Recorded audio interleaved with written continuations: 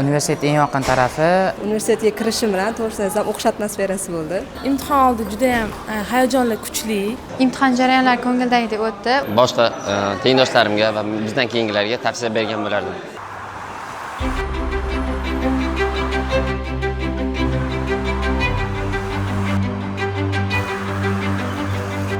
UBS'da birinchi Instagramda ko'rdim va do'stim tavsiya qildi o'shani.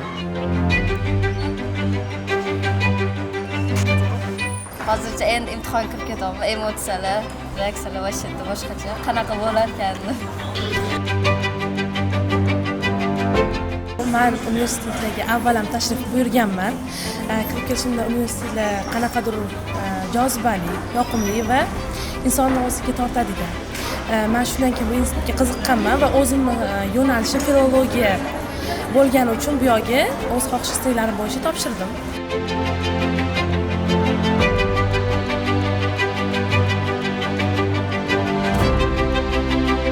Abu Ali ibn Sino nomidagi assoslashgan Prezident maktabi 11-sinf bitiruvchi o'quvchisiman. Bu yerdagi startap loyihalari bilan chet elga yo'llanmalar berishi, Koreya, menimcha Germaniya.